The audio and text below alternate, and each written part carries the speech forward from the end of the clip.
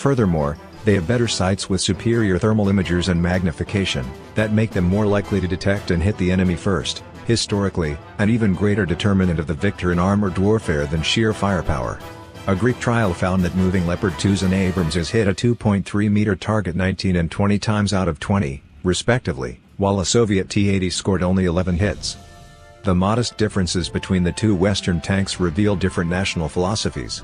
The Abrams has a noisy 1,500 horsepower gas-guzzling turbine, which starts up more rapidly, while the Leopard 2's diesel motor grants it greater range before refueling.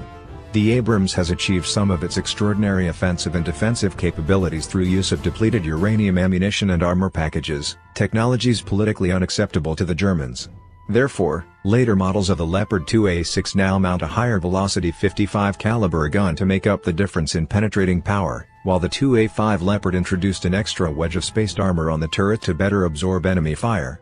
German scruples also extend to arms exports, with Berlin imposing more extensive restrictions on which countries it is willing to sell weapons to, at least in comparison to France, the United States or Russia.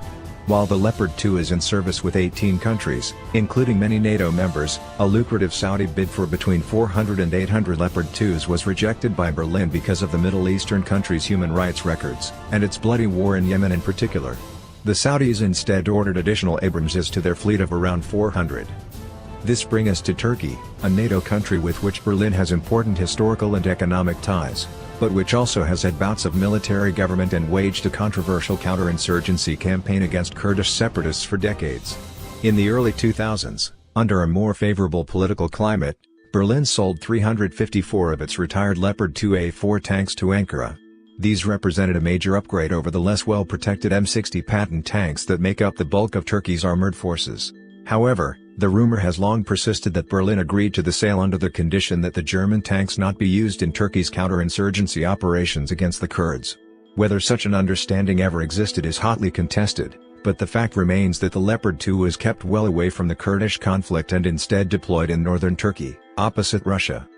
However, in the fall of 2016, Turkish Leopard 2s of the 2nd Armored Brigade finally deployed to the Syrian border to support Operation Euphrates Shield, Turkey's intervention against ISIS.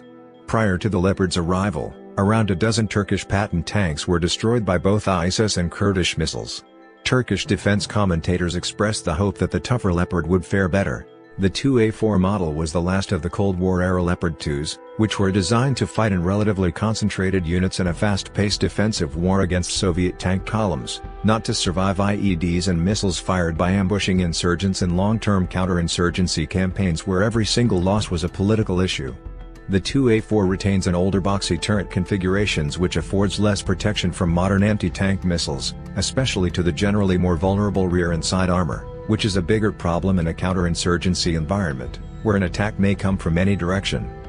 This was shockingly illustrated in December 2016 when evidence emerged that numerous Leopard 2s had been destroyed in intense fighting over ISIS-held Al-Bab, a fight that Turkish military leaders described as a trauma, according to Der Spiegel.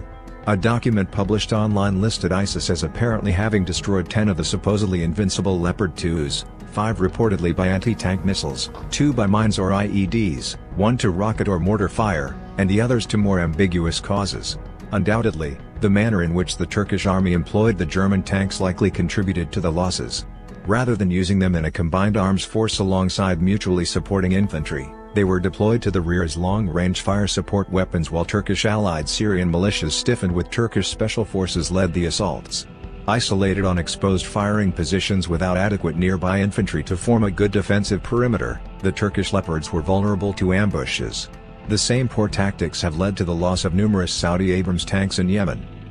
By contrast, more modern Leopard 2s have seen quite a bit of action in Afghanistan combating Taliban insurgents in the service of the Canadian 2A6MS and Danish 2A5S. Though a few were damaged by mines, all were put back into service, though a Danish Leopard 2 crew member was mortally injured by a night attack in 2008. In return, the tanks were praised by field commanders for their mobility and providing accurate and timely fire support during major combat operations in southern Afghanistan. In 2017, Germany began rebuilding its tank fleet, building an even beefier Leopard 2A7V model more likely to survive in a counterinsurgency environment. Now Ankara is pressing Berlin to upgrade the defense on its Leopard 2 tanks, especially as the domestically produced Altay tank has been repeatedly delayed. The Turkish military not only wants additional belly armor to protect against IEDs, but the addition of an active protection system that can detect incoming missiles and their point of origin, and jam or even shoot them down. The U.S. Army recently authorized the installation of Israeli Trophy APS on a brigade of M1 Abrams tanks, a type that has proven effective in combat. Meanwhile, Leopard 2 manufacturer Rheinmetall has unveiled its own ATATS APS, which supposedly poses a lesser risk of harming friendly troops with its defensive countermeasure missiles. However, German-Turkish relations deteriorated sharply, especially after Erdogan initiated a prolonged crackdown on thousands of supposed conspirators after a failed military coup attempt in August 2016.